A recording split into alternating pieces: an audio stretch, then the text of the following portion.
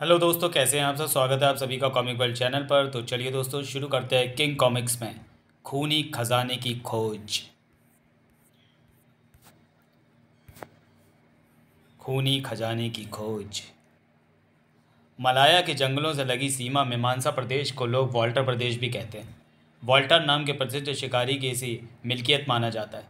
सन 1901 में एक 10 वर्षीय बच्चा अपने माता पिता से बिछड़कर इन जंगलों में आ गया था। शिकारी माता पिता ने अपने पुत्र वॉल्टर को बहुत खोजा, जो एक खरगोश का पीछा करते हुए गुम हो गया था। परंतु वॉल्टर का कोई पता नहीं चला। यही वॉल्टर बड़ा होकर प्रसिद्ध शिकारी बना। उसने न सिर्फ जानवरों से मित्रता की, उनका वर्षों तक सरताज किंग भी रहा। लोग इसे वाइल्ड किंग के नाम से भी जानते हैं। उस इस विचित्र शिकारी के जीवन में एक भारतीय युवती आई। नाम था शांता अय्यर। वाल्टर ने शांता अय्यर से विवाह किया, परंतु वह विवाह अधिक दिनों तक सफल न हो सका। शांता अय्यर जब मां बनने वाली थी, उसका देहांत हो गया। वाल्टर अकेला रह गया। वह शांता अय्यर के साथ भारत आया था। शांता की मौत का दुख न झेल पाने के कारण वह बुरी तरह बीमार पड़ गया। परिणाम स्वरूप एक बार फिर अपनी स्टेट को लौटे वाल्टर को इलाज के लिए भारत आना पड़ा। एक अंग्रेज डॉक्टर इवान स्मिथ ने उसका भरपूर इलाज किया, परंतु वॉल्टर को फिर भी स्वस्थ न कर सका। डॉक्टर की सेवा से प्रसन्न होकर मरने से पूर्व वॉल्टर ने इनाम स्वरूप डॉक्टर इयान स्मिथ को एक गुप्त खजाने की वसीयत के कागजात, जो डॉक्टर स्मिथ के नाम ही थे, और उस खजाने से संबंधित एक नक्शा भी डॉक्टर को दिया। मिस्टर एंडरसन, आगे की कहानी बड़ी दर्दनाक है। तो क्या आप आगे की कहानी नहीं बताएंगी? ये कहानी नहीं, सत्यता है, क्योंकि जिस डॉक्टर का मैं जिक्र कर रही हूँ वह और कोई नहीं, मेरे पिता थे। ओह, लेकिन थे से तात्पर्य क्या वे? हाँ, वे इस दुनिया में नहीं हैं। किंग वॉल्टर के मर जाने के बाद मेरे पिता को खजाने के लालच ने अंधा कर दिया, जो अनुमान है अरबों रुपए का था। शायद वे भारत से ही उस खजाने की खोज में चले जाते, परंतु ऐसा ना हो सका। क्यों? क्योंकि भारत को स्वतंत्रता मिल चुकी थी और हमें वापस आना पड़ा था। यहाँ आकर मेरे पिता ने खजाने की खोज में अपनी सारी ज़मीन जायदाद गिरवी रख दी और एक बड़ा दल लेकर वॉल्टर स्टेट में खजाने की खोज में चल पड़े। मलाया से कुछ व्यक्ति किराए पर लिए। उनका स्वामी भक्त नौकर मीर हसन साथ था, जो भारत से उनके साथ ही लंदन आ गया था। एक दिन सूचना मिली कि मेरे पिता के साथ सारे कुली और सहयोगी समाप्त हो गए। यह सूचना शोचनीय अवस्था में घायल मीर हसन ने आकर मुझे दी और समाप्त हो गया। तभी एक बूढ़े व्यक्ति ने वहाँ प्रवेश किया। क्या मैं अपनी बिटिया के कमरे में प्रवेश पा सकता हूँ? कौन? ओह, चक्रवर्ती अंकल, आइए, मैं आपकी ही प्रतीक्षा कर रही थी। थोड़ा सा विलम्ब हो गया बेटी। बूढ़ा होना बेटी, याददाश्त कमज़ोर हो गई है। करना कुछ होता और कर कुछ जाता हूँ। आंखों पर चश्मा लगा रहा और मैं उसे खोजता रहा। जब तुम्हारी आंटी ने बताया कि वह आंखों पर लगा है, तब मैं यहाँ भागा, वरना अभी और लेट हो जाता। पत्रकार एंडरसन और मिस्टर चक्रवर्ती का परिचय कराने के बाद, यह सहसा ही भारत में मिल गए अंकल। मिस्टर एंडरसन समाचार पत्र डेली न्यूज़ के संवाददाता हैं। मिस्टर एंडरसन, प्रभास चक्रवर्ती चचा, मैं बता ही चुकी हूँ, मेरे पिता के मित्र हैं। मैं बराबर इनसे पत्र व्यवहार करती रहती हूँ। आज जब भारत आई तो मिलना कैसे भूल सकती थी। आया अवश्य हूँ बेटी, मगर भारी मन से, ये कहने के लिए कि अपना इरादा बदल दो। जिस खूनी खजाने ने तुम्हारे पिता की जान ले ली, उसे पाने का ख्याल तक छोड़ दो। वॉल्टर स्टेट जाने का इरादा छोड़ दो। काश मैं ऐसा कर पाती अंकल। शायद आपको मेरा दुख पता नहीं, अन्यथा ये शब्द आप मुझे कभी ना कहते। मेरे पिता मुझे इतना अधिक ऋणी बनाकर रह गए हैं कि मेरी स्थिति भिखारन से अधिक बेहतर है। मेरे होने वाले पति उद्योगपति कॉर्नवालिस ने मुझे भला बुरा और भिखारन कहकर संबोधित किया और धक्के देकर बाहर निकलवा दिया। मैं तो सोचती हूँ कि इतने बड़े अपमान के बाद मुझे मर जाना चाहिए। फिर किसी भी दिन मुझे दिवालिया घोषित करके सड़क पर खड़ा किया जा सकता है। ऐसे अपमान से तो मौत भली। लेकिन बेटी, तुम जहाँ जाने का इरादा बना रही हो वह खूनी टापू है। वहाँ से वापस जीवित लौट के आना असंभव है। ऐसा साहस मूर्खतापूर्ण होता है जो जीवन ही ले ले। प्रश्न जीवन का नहीं, अपमान का बदला लेने का है। मुझे कान वाले से बदला लेना है। अपमानित जीवन से मैं मृत्यु अच्छी समझती हूँ। मैं ईश्वर से तब कामना ही कर सकता हूँ मेरी बेटी को खजाना प्राप्त करने में सफलता प्रदान करे। अच्छा, चलूँगा। हाँ, एक बात याद आई। एक युवक है अंबर, भारत का सीक्रेट एजेंट, मेरे प्रिय पुत्र जैसा है। अगर जाने से पहले उससे मिल लो तो शायद कुछ जंगलों की जानकारी में सहायता मिल जाए। मैं पत्र और पता लिख देता हूँ, मिलना चाहो तो अवश्य मिलूंगी। शाबाश टॉमी, बकअप, हाई जंप, पौ पौ। शाबाश मेरे शेर। तभी मिली ने वहाँ प्रवेश किया। क्या मैं मिस्टर अंबर से मिल सकती हूँ? मेरा ही नाम अंबर है, पहचाना नहीं आपको? मेरा नाम मिली है, लंदन में रहती हूँ। मुझे आपसे मिलने प्रोफेसर चक्रवर्ती ने भेजा है। ये रहा उनका पत्र।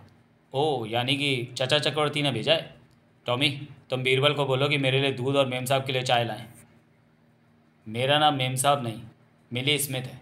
जब चाचा चक्रवर्ती ने आपसे मिलने के लिए कहा तो सोचा था कि आप मोटे मोटे होंगे, 55 साल के होंगे, आंखों पर चश्मा, खिचड़ी बाल, चेहरा गुब्बारे सा होगा।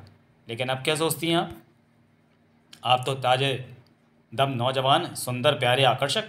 बस बस, अधिक तारीफ सुनकर अक्सर मैं सिर के बल खड़ा हो जाता हूँ। रही बात पत्र की, तो मैंने पढ़ लिया है। मेरे विचार चचा चक्रवर्ती से रुक रुक क्यों गए? मैं तो सोचती थी आप नौजवान हैं, आपके विचार मेरे जैसे होंगे। एकदम, मैं यही तो कहने जा रहा था कि मेरे विचार चचा के विचारों से एकदम विपरीत हैं। मैं ना आपको हताश करने की बात करूंगा, ना भटकने की सलाह दूंगा। वह जीवन ही क्या जिसमें रोमांच ना हो, एडवेंचर ना हो। धन्यवाद मिस्टर अंबर। केवल धन्यवाद? अजी, सत्य तो यह है कि मैं आपको सिर्फ समझाकर हौसला नहीं देना चाहता, बाकायदा आपके साथ चलना चाहता हूँ, अगर आप इजाज़त दे तो। ओह नो, मैं इस सत्यता पर कैसे विश्वास कर लूँ? क्या ये मुझे मूर्ख बनाने के लिए झूठा सपना तो नहीं? आपको देखने के बाद जब दिल की रेलगाड़ी का इंजन पैसेंजर से एक्सप्रेस बन गया हो, तो फिर साथ रहने को किसका दिल ना चाहेगा? तैयारी कीजिए, हमारा नाम अंबर है, जो कह दिया वो पत्थर की लकीर। तो फिर ठीक, दोनों चलेंगे? नहीं, हम दोनों नहीं, हमारा कुत्ता टॉमी भी जाएगा। क्यों, मंजूर है? मंजूर। मार्ग में मिली ने एंडरसन और अन्य साथियों से परिचय कराने के अलावा सब कुछ वहीं बता दिया, जो पत्रकार एंडरसन को बता चुकी थी। एंडरसन इसलिए उनके साथ यात्रा के लिए तैयार हुआ था। हम संध्या से पूर्व ही मलेशिया पहुंच जाएंगे। आगे की यात्रा मोटर कार द्वारा होगी। मलेशिया में ही मेरे द्वारा चुने 5 साथी मिलेंगे, सभी अलग अलग राष्ट्रों के हैं। क्या वे पहले से आपके परिचित हैं? नहीं, वह दुनिया के क्रूर और किसी से भी न डरने वाले लोग हैं। प्रत्येक को 20-20 हज़ार पाउंड देने की बात उस सूरत में कही है जब खजाना मिल जाता है, अन्यथा 50,000 पाउंड का भुगतान करना होगा। मिस मिली, वे मिलने वाले 5 लोग आपसे मिल चुके हैं ना? हाँ, अब वे हमें सीमा पर बंजारों के एक होटल में मिलेंगे। गाड़ी बढ़ाओ ड्राइवर। अभी तक नहीं आई मार्क? कितनी प्रतीक्षा करनी होगी? कहीं हमें मूर्ख तो नहीं बनाया उसने? वह ऐसी नहीं है वंडर, बस आने वाली ही होगी। कसम अल्लाह की, नहीं आई तो अपना गुस्सा बहुत पतला है, उधर ही जाके काट छाट ऐसी करूँगा कि कीमा भी साला शर्मा के बुरका ओढ़ ले। लो, वह रुकी गाड़ी, वह रही मिली स्मिथ। क्या बात है, साथ में बारात लाई है? अमा कुत्ता भी। लो भाई, हम इंसानों के बीच में कुत्ते का क्या काम? अबे कार की बालकनी में चिकना छोकरा बैठा है, इस दूध पीते नाती को साथ काय को लाइए? लगता है बिल्ली की पकड़ है, यानी माशूक वाशूक। चल उधर उल्लू के माफिक ताक क्या रिया है? सब जल्दी से मिस मिली स्मिथ के पास आ गए। सिर झुकाते हुए अभिवादन करते हुए बारी बारी से कहा, यह चीनी चूचू आपकी खिदमत में पेश होते हुए अपनी बॉस का हृदय से स्वागत करता है। अंग्रेज होने के नाते अपनी शक्ति पर खजाने को दिलाने के लिए अग्रिम धन्यवाद देता है। कसम पाक परवरदिगार की, मार्क ने सही कहा, जहाँ जहाँ हमने पाँव रखा है सफलता लेफ्ट राइट करती अपने आप हमारे कदमों में लड़खड़ा कर आ गिरी है। अब तो हम 5 हैं आंटी, कि जिधर नज़र डाल देंगे वहीं पता है। क्यों बंडर? यस, बंडर का ठंडर आपको देखने को मिलेगा। मलेशिया के कांगतू का अभिवादन लेकर जब एंडरसन, डॉक्टर सिल्वा तथा अंबर का परिचय कराया गया तो सबने बुरा सा मुंह बनाया। भारतीय तो पाल इलाई भारतीय मुसीबत, वह भी कुत्ते वाला। अभी तो इसके लंगोटी बांधकर खेलने खाने के दिन हैं, हम इस भारतीय को कैसे झेलेंगे? वही तो मैं सोच रहा हूँ। रेखने दे टॉमी, तू भौंक कर अपना हाजमा क्यों खराब करता है? अमेरिकन बंदर को नहीं देख रहा जिसने बालों में लाल फीता बांध रखा है? ये बेचारा मर्द यही है, पाँव पाँव। मिस्टर भारतीय होना अपराध नहीं, गर्व की बात है मिस्टर वंडर। मेरा नाम अंबर है, आंखें किसी और को दिखाना। अंबर मेरे मित्र हैं, उनसे लड़ने का तात्पर्य मुझसे लड़ना, मेरा अपमान करना, इसलिए ऐसी गंदी हरकत फिर नहीं होनी चाहिए। 2 खुली जीपों में वे रवाना हुए। 28 घंटे के सफ़र के बाद वे वॉल्टर स्टेट के उस झोपड़ी और मिट्टी लकड़ी के तख्तों से बने गांव में पहुंचे, जिनके बीच में एक बड़ी मजबूत और अंग्रेजी ढंग की इमारत बनी थी। बाहर बड़े बड़े जालीदार बाड़ बने थे, जिनमें हिरण, तेंदुए, जंगली बंदर, बनमानुस आदि बंद थे। सब लोग उतर लो, 2 दिन तक हम यहीं विश्राम करेंगे तथा आगे चलने की योजना बनाएंगे। तब तक मैं इस स्टेट की स्वामी मोनिका और उनके पति जॉक मार्विस से मिलती हूँ। जीप रुकने का तात्पर्य है डॉक्टर इयान की बेटी मिली स्मिथ का आना। टेलीग्राम तो इसकी सूचना देता है, फिर भी मैं सावधानीवश राइफल ले ही लेता हूँ।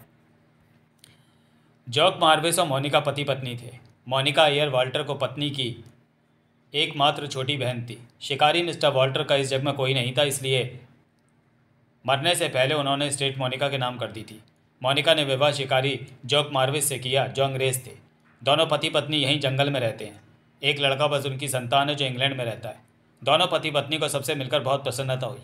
मोनिका अंबर से मिलकर बहुत प्रसन्न हुई तथा एक भारतीय होने के कारण भारत के बारे में हर प्रकार की बातें पूछी। स्वयं भी बताया कि यहाँ वे लकड़ी का कार्य एवं विदेशी चिड़ियाघरों के लिए जानवर सप्लाई का कार्य करती है। कुछ देर में अंबर उन्हें ऐसा लगा जैसे परिवार का व्यक्ति हो। यह देखकर पांचों खूंखार कहे जाने वाले व्यक्ति जल उठे। संध्या को सब एक कक्ष में एकत्रित हुए। वहाँ मार्विस ने मौत के टापू पर न जाने की राय देते हुए कहा, माना कि वहाँ मिस्टर वॉल्टर द्वारा छोड़ा हुआ कोई अथाह खजाना है, परंतु मैं नहीं चाहूँगा कि वह खजाना आप सबकी मृत्यु बने। आप हमें डरा रहे हैं मिस्टर मार्विस। अल्लाह कसम, अपन को खैरू कहते हैं। मैं किसी आंटी के खतरे से नहीं डरता। खतरा मुझे देखते ही डुबकी मारकर आंटी का हो जाता है। मैं आपको डरा नहीं रहा, सत्यता बता रहा हूँ। आज तक जिन लोगों ने वहाँ जाने का प्रयास किया है, जली हुई कोयले सी लाशें ही तैर कर वापस आई हैं, कोई जीवित नहीं। अब तो कोई इस टापू की तरफ पैर करके भी नहीं सोता जहाँ खजाना है। आप उस टापू को प्रेतात्मा युक्त बताना चाहते हैं। लगता है आप असली अंग्रेज नहीं, भारतीय पत्नी के साथ रहकर उन्हीं के विचारों में बह गए हो, वरना भूत प्रेतों का अस्तित्व न मानते। वह मारा आंटी का खैरू तो यही कहता है, कसम काले चश्मे की कहानी बंद करो और तैयारी करो चलने की। वो कौन सी फिल्म का गाना है कि आए हैं तो कुछ करके जाएंगे वरना मर के जाएंगे, यानी कि फिलहाल मार्विस और मोनिका की किसी ने नहीं सुनी। एक प्रकार अपमान ही किया। अंबर और एंडरसन एकदम शांत रहे। मरने जीने की किसी को कोई चिंता नहीं, हम फैसला ही करने आए हैं। उसी रात्रि को जब पूरी इमारत में सन्नाटा था, सब सो रहे थे, चांदनी रात में वह इमारत भूतिया महल लग रही थी। एक कक्ष में जाग थी। कसम तुम्हारी है, अपनी आंटी का एक हाथ भी नहीं झेल पाएगा। क्यों खजाने में हिस्सेदार बढ़ाए जाएं? उस अंबर आंटी की घंटी बजाकर मैं उसे समुद्र में दफन कर दूंगा। आओ कांगतू। एक बात याद रहे कि अंबर कहते रिवॉल्वर से नहीं, चाकू से करनी है, जिससे कोई जान न सके। हम तीनों उधर दूर जंगल में कब्र खोदने जा रहे हैं। तुम कब्र नहीं खोद पाओगे, उससे पहले अंबर की लाश वहाँ पहुँच जाएगी। क्यों कांगतू आंटी के? इसमें कोई संदेह? अब चलो पाकिस्तानी खच्चर। उस कमरे में पूरी तरह अंधकार था। खिड़की खुली हुई थी। खैरू और कांगतू उस पर चढ़ते हैं तथा भीतर झाँकते हैं। भीतर खर्राटे गूंज रहे थे। आंटी का गहरी नींद सो रहा है तो कूद ले भीतर को, ऐसा मौका कब मिलेगा। एक ही चाकू में अंबर की जय जिंदाबाद। कूदो खिड़की से भीतर और टॉर्च भी निकाल ले आंटी के। बेटे 1 मिनट बाद सदा के लिए गहरी नींद सो जाएगा। आंटी का हमारे खजाने में साझा करने आया था, बचने ना पाए कांगतू। तभी कमरा प्रकाश से भर उठा। अभी ना तो वह लुच्चा पैदा हुआ है जो अंबर को मार सके, ना वह चाकू और गोली बनी है जो उसका सीना छेद सके। तुम भागो खैरू। मुझे पता था तुम मुझ पर कायरों की बातें छुप कर बाहर करोगे, इसलिए सावधान था। भां भां, अरे कुत्ता! आए हो तो बचकर जा नहीं सकोगे। टॉमी संभाल तो इस बहादुर को, बस शक्ल ही बिगाड़नी है, जान से नहीं मारना। मैं इस कंगड़ू खैरू की आंटी घंटी के हवाले करता हूँ। आए मरा, बचाओ! जीवित इसलिए छोड़ रहा हूँ पाजी खैरू की, क्योंकि जिस टापू पर हम जा रहे हैं वहाँ मौत बसती है। मैं खुद ही डस लेगी। मैं अपने हाथ तुझ पापी के खून से क्यों रंगूं? टॉमी, कांगतू को भी जाने दे। अपने शरीर की बिगड़ी डिज़ाइन बाकी साथियों को तो दिखा सके। उधर जब कब्र खोदकर तैयार बैठे मार्क, वंडर और चूचू कांगतू और खैरू की प्रतीक्षा करते करते थक गए तो आपस में गाली देते हुए वापस कमरे पर लौट पड़े। वहाँ उन्होंने कांगतू और खैरू को अधमरी घायल अवस्था में कराते हुए पाया। पूछने पर खैरू और कांगतू ने अपनी अवस्था का कराह कर गुणगान किया। तब मार्क, वंडर और चूचू ने मार्ग में इस सब का बदला लेने की कसम खाई। मिले स्मिथ और मूवी टीवी कैमरा लिया एंडरसन ने जब कांगतू और खैरू से पूछा कि वह चोट कैसे लगी तो रात में पहाड़ी से फिसलने की झूठी बात बता दी। अंबर बस हंसकर रह गया। देखकर चलना चाहिए मिस्टर कांगतू और खैरू, जहाँ गिरने फिसलने का खतरा हो वहाँ नहीं चढ़ना चाहिए। एंडरसन अंकल, ज़रा 2 फ़ोटो खींच लीजिए, जिससे इन लोगों को याद रह सके कि फिर ऐसी गलती नहीं करेंगे।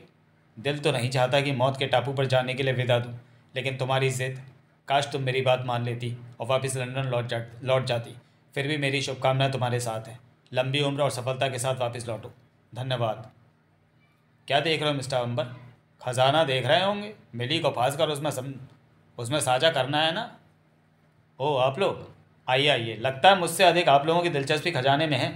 हो भी क्यों ना, हम तो बाकायदा इसके लिए लाए गए। मगर आप तो पिछलग्गू हैं, उसके बाद भी ऐसा रौब मारते हैं जैसे इस दल के लीडर हों।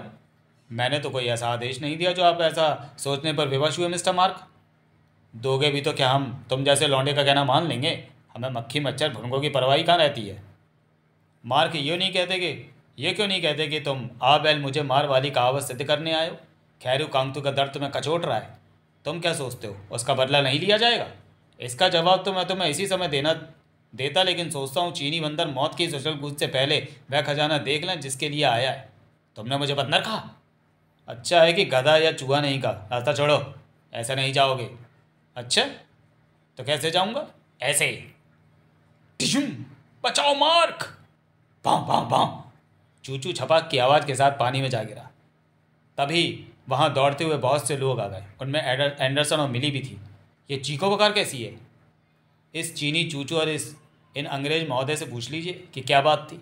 हाँ, ये अवश्य कहूँगा कि जो लोग आप पाल कर लाई हैं, पालतू और ख़तरनाक नहीं, भेड़िया जैसे खिसी चंटे हैं। चीनी चूचू को पानी से निकाल लिया गया। अंबर जा चुका था। क्या बात थी चूचू, तो पानी में कैसे गिरा? मैं रेलिंग के सहारे खड़ा दूर देख रहा था कि अंबर ने मुझे धक्का दे दिया, कुत्ते को मार्ग पर छोड़ दिया। अगर आप ना आते तो मैं बच नहीं पाता। अपने अंबर को इतना अधिक सिर पर चढ़ा लिया है कि जब चाहता है हमारा अपमान कर देता है। हम अब और उसे सहन नहीं कर सकते। मैं उससे बात करूंगी। क्या मैं अंदर आ सकती हूँ? मुझे आश्चर्य नहीं है, मैं जानता था आप आएंगी। आइए। तुम्हें लाकर मैंने गलत निर्णय लिया। मेरे सभी साथी तुमसे परेशान हैं। तुमने चूचू को समुद्र में धक्का क्यों दिया और अपने विश्वास कर लिया कि मैंने ऐसा किया? सच के लिए अविश्वास कैसा? तुम तो ये भी कहोगे कि टॉमी को तुमने मार्ग पर नहीं दौड़ाया। हाँ, इसलिए कि मैं झूठ बोलने का आदी नहीं। मैं कोई बच्चा नहीं हूँ जो बच्चे जैसी हरकत करूँगा। चूचू ने मुझ पर आक्रमण किया था और समुद्र में जा गिरा। टॉमी मेरा साथी है। मुझ पर कोई हमला करेगा तो कच्चा चबा जाएगा। मैं ये सब नहीं जानती। तुम ना तो किसी से बोलोगे ना उलझोगे। अपने साथियों से मैं बिगाड़ना नहीं चाहती। दो तो वैसे भी घायल हैं। मुझे खजाना चाहिए। अगर धन की भूख है तो मिलने पर तुम्हारी झोली में भी थोड़ी सी भीख डाल दूंगी। मिली अंबर का अपमान करके चली गई। भिखारी तक कह दिया। क्रोध तो बहुत आया, मगर खून के घूंट की तरह पी गया। जानता था कि अभी मिली खजाने के लिए पागल और अंधी है। वह बहुत देर तक खड़ा खड़ा यही सोचता रहा। वह दिन बीत गया। संध्या के बाद रात बीत गई। सब ने मिलकर शराब पी और खाना भी खाया, परंतु अंबर उनके बीच नहीं आया। मिली ने भी नहीं पूछा। एंडरसन ने कहा भी तो क्रोधित स्वर में कह दिया, वह कैचली में जहरीला सांप है। मेरे खजाने पर दृष्टि रखता है। 1-2 दिन नहीं खाएगा तो भूखा नहीं मर जाएगा। हम मंजिल पर पहुंच गए। नक्शे में यही पहाड़ी टापू का प्रारंभ बताई गई है। अब खजाना पाना कठिन नहीं। तब अंबर एक कांच की खिड़की से उस पहाड़ी को देख रहा था। मुख उदास था। कुत्ते टॉमी और उसने रात्रि से अब तक कुछ भी नहीं खाया था। सहसा ही वहाँ एंडरसन ने प्रकट होकर अंबर को चौंकाया। आप अंकल? मैं सब जानता हूँ अंबर। मिली बर्बादियों की आग के हाथों खेल रही है। उन कुत्तों को मैं जानता हूँ, लेकिन नादान के साथ नादान बनना मूर्खता है। मिली नादान है। आओ बाहर चलें। मोटर बोट एक चट्टान के सहारे रुक गई जो एक चबूतरे की भांति थी। काफ़ी बड़ा चबूतरा था। सब चिल्लाने लगे, उतरो उतरो। रुको, सबसे पहले इस टापू पर मैं और मिस मिली इसमें तो उतरेंगे। कसम मेरी छोटी की, इस टापू का नया नाम होगा बंडर मिली। अंबर से नारा आ गया, क्यों ना हम इस स्थान को देखकर ही उतरने का निर्णय लें। उधर देखिए कितना कठिन होगा ऊपर चढ़ना। क्यों ना हम इस पहाड़ी के चारों ओर चक्कर लगा लें। फिर दखल। हमने तुमसे कहा, मैं तुम्हारी कोई राय नहीं चाहिए। अंबर तुम उतरो। बंडर मुझे तुम्हारा सुझाव पसंद है। करने दो अंबर, सिर्फ तमाशा देखो। अब ऐसा नहीं होगा, ना ही मैं मोटर बोट से नीचे उतरूंगा। कहता कौन आंटी वाला है। मोटर बोट बांध दिया गया। सारे ही लोग मोटर बोट से उतरकर चबूतरे पर आ गए। अंबर टॉमी दोनों मोटर बोट में ही रहे। चबूतरे के बराबर से कुछ दूर पर ढलवा पहाड़ी ऊपर की ओर गई थी। उस पर कुछ परिश्रम के बाद चढ़ा जा सकता था। सब उस पर चढ़ने का प्रयास करने लगे। चले आओ मेरे पीछे, बस अब खजाना मिलने में देर नहीं। मेरा हाथ टूटा है, मैं कैसे चढ़ सकता हूँ? नहीं चढ़ सकते तो समुद्र सामने डूब मरो। हमारे लिए मुसीबत क्यों बने हुए हो? कांगतू भी तो घायल है, फिर भी चढ़ रहा है। तभी कांगतू का पैर एक पत्थर पर पड़कर फिसला। बचाओ बचाओ! छपाक!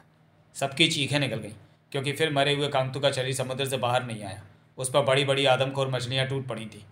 कांगतू मर गया तो मर जाने दो, वह हमारे लिए बेकार ही था। हमें अपनी यात्रा जारी रखनी चाहिए। परंतु ऊपर पहुंचकर सभी बुरी तरह घबरा गए थे। सभी भयभीत हो उठे, क्योंकि उस पहाड़ी के बाद ही एक गहरी खाई थी, खूब चौड़ी, जिसमें हजारों सांप बिलबिला रहे थे। वापस लौट चलो वंडर, इधर मौत है, आगे बढ़ने का मार्ग नहीं। व्यवस्था बस। फिर सब स्टीमर पर आ गए थे। अंबर उन पर हंसने लगा। तुम हमारा मजाक उड़ा रहे हो? जल्दबाजी मूर्ख करते हैं, मूर्खता पर हंसना अपराध नहीं। तुम मुझे जानते नहीं, आगे पता लग जाएगा। मौत की घाटी सबकी बहादुरी की पोल खोल देगी। शोक मनाना है तो अपने साथी कांगतू का मनाओ, जिसे मौत के मुंह में पहुंचाने की जिम्मेदार तुम हो। किसी प्रकार दोनों का बीच बचाव एंडरसन ने किया। इस बार मिली जब अंबर से कठोर स्वर में बोली तो उसने उसे फटकार दिया। मैं तुम्हारा खरीदा हुआ गुलाम नहीं हूँ। बहुत सहन कर चुका हूँ, आगे बढ़ना अच्छा नहीं होगा। अब अंबर स्वयं मोटर बोट चला रहा था। पास ही कुत्ता टॉमी बैठा था भीतर कक्ष में। मिस मिली, मैं आपका अपमान नहीं सह सकता। मैं भी नहीं। एक भारतीय का यह साहस कि अंग्रेज का अपमान कर सके। आज रात में उसे गोली मार दो। पहले उसके कुत्ते को गोली मारो। बाप कसम, वह आंटी का अंबर से अधिक खतरनाक है। अंग्रेज़ तो मैं भी हूँ, मेरा भी अपमान हुआ है, लेकिन ये अक्लमंदी नहीं। अंग्रेज़ दिमाग से काम लेने में प्रसिद्ध हैं। आप क्या कहना चाहते हैं? आदमी को तब मारो जब काम निकल जाए। पता नहीं ये टापू कितना खतरनाक है, कितने लोग मरेंगे, कितने जीवित रहेंगे, कौन जाने। हम गिनती में अब 10 ही तो हैं। आप चाहते हैं भारतीय अंबर को खजाना पा जाने के बाद मारा जाए तो अच्छा है। अभी तो उसे बातों में फंसाए रखा जाए तो अच्छा है, वरना वह कमज़ोर नहीं। अगर वह मरेगा तो आपके भी 2-4 आदमी ले डूबेगा। बंडर के विरोध के बाद भी एंडरसन की बात मान ली गई। एंडरसन की भी ये चाल थी। उसे कुछ ही घंटों में अंबर से प्यार हो गया था। मोटर बोट टापू में घुसने के लिए मार्ग खोजता रहा। आश्चर्य था कि चारों ओर ही पहाड़ की हज़ारों फीट ऊंची चारदीवारी थी। कहीं भी टापू में घुसने का मार्ग नहीं मिल रहा था। लेकिन तब रात्रि के 12 बजे थे जब एंडरसन चालक अंबर के पास पहुंचा और कंधे पर हाथ रखकर ममता से कहा। यह सब चुपके चुपके मिली देख रही थी। अंबर ने चौंक कर पीछे देखा। ओह अंकल एंडरसन। हाँ बेटे, कब तक लड़ते रहोगे अपने आप से? मैं समझा नहीं अंकल। तुमने कल से अब तक खाना तो क्या, एक दाना भी नहीं खाया। इतने अपमान के बाद किसको खाना अच्छा लगता है? मिली ने मुझे भिखारी तक कहा। वह अपने दुश्मनों को पहचान नहीं पाई है। उन लोगों ने जो उल्टा सीधा भर दिया वही उस पर विश्वास कर रही है। उसे तो ये भी नहीं पता कि कांतू और खैरू ने तुम पर हमला किया था छुरे से, तब घायल हुए थे। लो खाना खा लो, खाना लाया हूँ, खा लो। ये सब मेरी आश्चर्य से देख सुन रही थी, एक दीवार के पीछे छुपी। क्या ये सही है जो एंडरसन कह रहे हैं? अगर ऐसा है तो उसने सचमुच अंबर का अपमान किया है। लेकिन एंडरसन तो स्वयं हत्या की बात कह रहे थे। एंडरसन के कहने पर उसने खाना भी खाया और थोड़ी सी शराब भी पी। स्टीमर समुद्र में जा रहा था। सहसा ही वह एक चमकदार चांदी सी चमकीली गुफा का द्वार देखते हुए चौंक पड़े। वह द्वार जैसे सीधे पहाड़ में था। दरवाजे पर किरणें सी फूट रही थी। अंकल ये क्या है? किसी गुफा का दरवाज़ा लगता है। उधर बढ़ूं? और कोई मार्ग भी तो नहीं। सब सो रहे, पास पहुंचकर देखते हैं कि ये क्या भला है। वे पास पहुंचते हैं तो उस द्वार के पीछे खूब झिलमिलाती प्रकाश युक्त ऐसी गुफा पाते हैं कि चकित रह जाते हैं। ऐसे चमकदार पत्थरों की सुरंग जिनसे प्रकाश फूट रहा था और अंदर का सब कुछ स्पष्ट दृष्टिगोचर हो रहा था। उसमें समुद्र का पानी था तथा इतना स्थान था कि आसानी से मोटर बोट अंदर जा सकता था। क्या घुसने का साहस करूं? सबके जागने पर फिर हम अंदर नहीं घुस पाएंगे, लेकिन याद रखना, चलना धीरे धीरे, जिसमें ऑक्सीजन का प्रभाव पता चलता रहे। वो सावधानी से उस गुफा में प्रवेश करने लगे। यह सब भयभीत और पछतावे में डूबी मिली देखती रही। उसे विश्वास नहीं हो रहा था कि जिन्हें वह अपना शत्रु समझ रही थी वह उसका सच्चा मित्र था। जानबूझकर उसने वंडर और उसके साथियों को नहीं जगाया, जो नशे में धुत होकर एक कमरे में औंधे सीधे पड़े थे। लगभग आधे घंटे के अथक परिश्रम के बाद चमकती गुफा में मोटर बोट। अंकल सामने देखो। हवा में ज़रा भी दबाव नहीं, ना सांस लेने में कठिनाई है। हाँ सामने देखो। ओह वंडरफुल, मैं साफ गुफा का अंत देख रहा हूँ अंबर। हुर्रे, हमने सही मार पा लिया अंकल। पाँ, जीत तुम्हें मुबारक हो अंबर। जब सब प्रातः जागेंगे तो हक्के बक्के रह जाएंगे, सोच भी नहीं सकेंगे कि सब द्वीप में किस मार्ग से पहुँचे। क्या मैं आप लोगों के बीच आ सकती हूँ? ओह मिस मिली। अंकल एंडरसन, आप संभालिए मोटर बोट, मैं चलता हूँ। आओ टॉमी चलो। सुनो अंबर, मैं जानती हूँ तुम मुझसे नाराज़ हो। मैं पिछलक्कू आपसे नाराज़ होने का क्या अधिकार रखता हूँ? भिखारी, स्वार्थी और धोखेबाज हूँ ना। अपनी इस भूल के लिए मैं तुमसे क्षमा चाहती हूँ अंबर। दूसरों के बहकावे में आकर मैंने तुम्हें गलत समझा। जल्दबाजी अच्छी नहीं मिस मिली। पूरी तरह विश्वास कर लो तब सोच लेना। आओ टॉमी। अंबर सुबह का भूला अगर शाम को वापस आ जाए तो भूला नहीं कहलाता। जब मिली तुमसे क्षमा मांग रही है तो क्षमा कर दो। आप कहते हैं तो कर देता हूँ, परंतु चाहूँगा कि चारों के सामने मिस मिली मुझसे वैसे ही व्यवहार करेंगी जैसे मैं इनका सबसे बड़ा शत्रु हूँ, जिससे वे भ्रम में रहेंगे और उनकी वास्तविकता उजागर होती रहेगी। तुम महान हो अंबर। अगले ही पल एंडरसन चीख उठा। मोटर बोट रोको अंबर, सामने देखो। आगे की रोमांचक कहानी जानने के लिए पढ़ें खजाने की कीमत। तो चलिए दोस्तों, वीडियो को यही समाप्त करते हैं और मिलते हैं खूनी खजाने की खोज के अगले भाग खजाने की कीमत में। तब तक के लिए धन्यवाद।